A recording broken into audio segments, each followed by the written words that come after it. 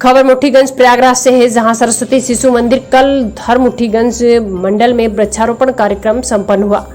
मुठ्ठीगंज जनपद प्रयागराज में लोगों को जागरूक करने के लिए प्रधानमंत्री जन कल्याणकारी प्रचार प्रसार योजना के द्वारा महानगर प्रयागराज समिति द्वारा भारतीय जनता पार्टी के कार्यकर्ताओं द्वारा लोगों से अपील की गई कि हर घर एक लोग पौधा वृक्षारोपण करने का संकल्प ले, जिससे पौधारोपण किया जा सके तथा लोगों को पौधारोपण करने के लिए जागरूक किया जा सके। इसलिए प्रधानमंत्री जन कल्याणकारी योजना समिति के कार्यकर्ताओं द्वारा जगह जगह कैंप लगाकर लोगों को जागरूक किया जा रहा है। इस मौके पर आशुतोष शुक्ला महानगर अध्यक्ष प्रयागराज, उमेश शुक्ला प्रभारी मंडल, सुमित केसरवानी मुठ्ठीगंज मंडल अध्यक्ष, मुख्य अतिथि अनामिका चौधरी, कार्य समिति सदस्य, राज्य महिला आयोग, गंगा विचार मंच नितिन केसरवानी, महामंत्री जन कल्याण योजना समिति रवि जायसवाल, आलोक केसरवानी, जीतेंद्र जायसवाल, रानू चौरसिया, पिंकी जायसवाल, महामंत्री बैजाक केसरवानी, विनीत केसरवानी, मंडल उपाध्यक्ष प्रदीप सिंह चौहान, कमल सिंह, यश केसरवानी, विजय जायसवाल, मंत्री विनीत राय, प्रकाश श्रीवास्तव, विकल्प श्रीवास्तव आदि लोग मौजूद थे। प्रयागराज से राजीव की रिपोर्ट।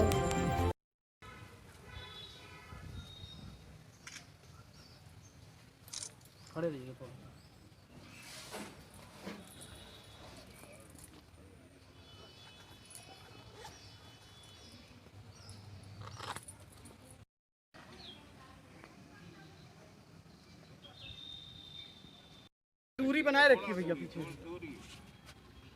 इधर ले आ।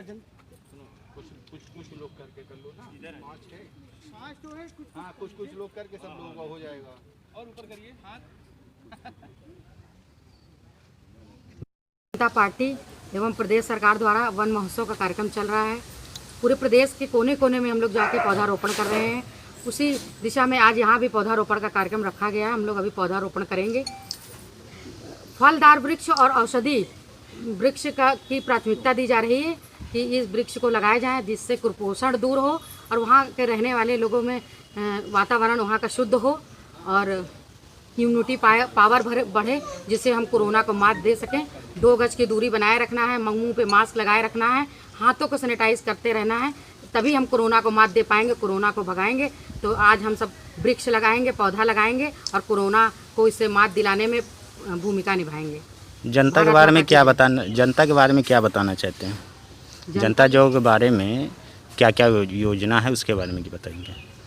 प्रदेश सरकार की तमाम योजना, जैसे अभी प्रवासी श्रमिकों की जो प्रदेश सरकार ने बहुत योजनाएं चला रखी है, उनको रोजगार मिले, उनके हाथों को खाली न रखा जाए और वह यहाँ पे जब भी रहे तो उनको काम से उनके हाथ भरे रहे। तमाम ऐसी योजनाएं हैं जो अब आती रहेंगी। वो योजनाएं हम सब भारतीय जनता पार्टी के कार्यकर्ता हैं, हम सब उसको करते रहेंगे। तो क्या योजना सभी को मिल सकती है? योजना सभी के लिए है। नहीं, कुछ पब्लिक जो बताते हैं कि ऑनलाइन जो साइड स्कीम भरने के बाद भी कुछ योजना अभी तक जनता को पहुंची नहीं मिली। योजना जो आ रही है, जो ऑनलाइन भरने पे हो रहा है, जिन लोगों का नहीं हो पा रहा है वो फिर से भरे। कहीं ना कहीं उसमें कमियां रह गई हैं और जो हमारे कार्यकर्ता वहाँ आसपास के मंडल के, सेक्टर के बूथ अध्यक्ष वो सब रहते हैं, उनसे बताया जाए और हम सब रहते हैं तो हम सब उनके समस्याओं को दूर करने का पूरा प्रयास करेंगे। अपना परिचय? अनामिका चौधरी, प्रदेश कार्य समिति सदस्य, राज्य महिला आयोग, गंगा विचार मंच, प्रदेश संयोजिका। आवास योजना है, उसमें 2 तरह का चीज़ है 3 तरह का है। जैसे कि एक होता है जिसके पास अपना खुद का आवास नहीं है, सड़क के किनारे कच्चा मकान बना के टेम्परेरी तौर पे रह रहा है या किसी सरकारी ज़मीन पे अपना झोपड़ी डाल के रह रहा है।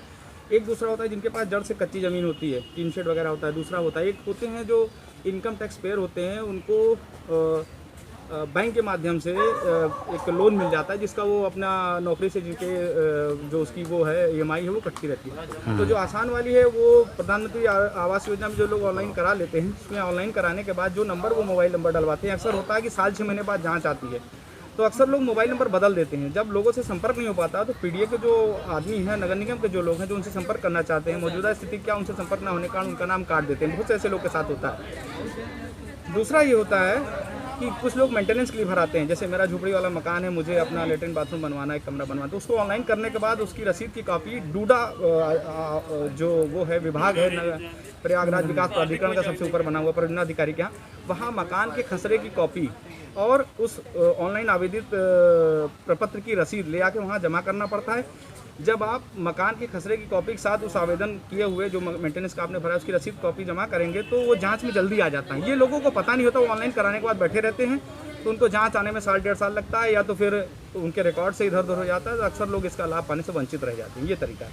दूसरा, आपने पेंशन के लिए पूछा, तो 60 साल पेंशन, विधवा पेंशन और वृद्धा पेंशन, वो विकलांग पेंशन, इसमें होता क्या है, लोग ऑनलाइन भराने के बाद दर दर भटकते रहते हैं। जबकि इसका प्रक्रिया ये है कि ऑनलाइन कराने के बाद आपके जो सपोर्टिंग डॉक्यूमेंट है, यानी आय प्रमाण पत्र जो 3000 रुपये महीने का बना है, आपका आधार कार्ड की कॉपी है, वोटर कार्ड की कॉपी, एक फ़ोटो हो गई, राशन कार्ड की कॉपी, बैंक पासबुक, ये आपको लगा करके आवेदित रसीद की 2 प्रति आपको निकलवानी पड़ेगी जो आप जनसेवा केंद्र या ऑनलाइन भरवाते हैं। उसकी एक रसीद की कॉपी उस डॉक्यूमेंट के साथ नत्थी करके तहसील के 17 नंबर डिस्ट्रिक्ट कक्ष में जमा करना पड़ता है। वहाँ पे एक उनका विभाग का आदमी बैठा होता है जिस फॉर्म को रिसीव करता है ऑनलाइन आवेदन किए हुए।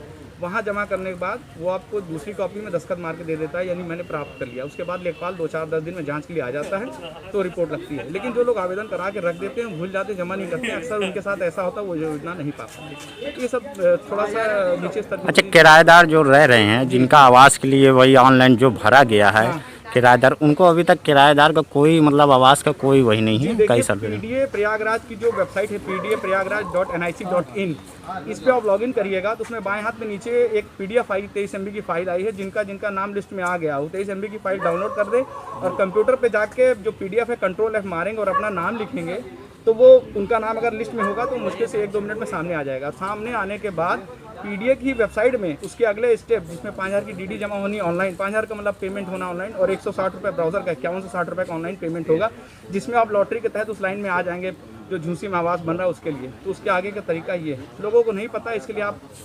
प्रयागराज में जाएंगे, वहाँ सुशील गुप्ता कंप्यूटर ऑपरेटर वो सारी चीज़ें बता भी रहे हैं आराम से लोगों को। अपना परिचय। नितिन केसरवानी, महानगर महामंत्री, प्रधानमंत्री जन कल्याणकारी योजना। जन कल्याण योजना समिति बनाई गई है, केंद्र से बनी हुई है, और ये महानगर की समिति का ये जो कल्याण ये मुट्ठीगंज मंडल जो है वो आयोजन कर रहा है वृक्षारोपण का आज। और इस वृक्षारोपण के कार्यक्रम के माध्यम से अपने ये नई समिति बनी है, नई समिति आगे काम करे, इसके लिए आज सब एकत्र हुए हैं और आज वृक्षारोपण करेंगे। और इसका क्या उद्देश्य है?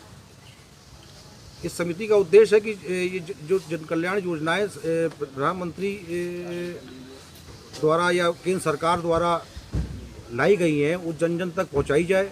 जो लाभान्वित हो गए हैं उनके माध्यम से और लोगों को लाभान्वित कराया जाए, और किस तरह से सरलता से इसका लाभ प्राप्त किया जा सकता है, इसको समाज में पहुंचाने के लिए ये समिति बनाई गई है। अपना परिचय। पुनीत वर्मा।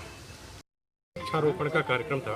सरकार की एक योजना है कि ज़्यादा से ज़्यादा वृक्ष लगाने हैं, क्योंकि आने वाले दिनों में अगर लोग इस पर ध्यान नहीं देंगे तो अपने साथ सिलेंडर बांध के तो लेके नहीं चल सकते, इसलिए पौधों को लगाना बहुत ज़रूरी है। हम लोग पूरी एहतियात बरते हुए हैं, हर आदमी मास्क लगाया हुआ है, सैनिटाइजर लिया हुआ है, ज़रूरत के हिसाब से दूरी भी बनाई गई है।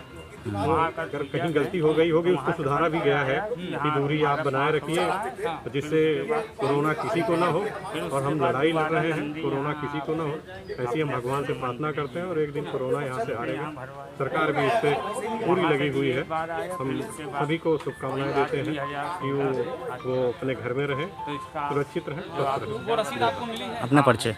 आशुतोष शुक्ला, महानगर अध्यक्ष, प्रधानमंत्री जन कल्याणकारी योजना।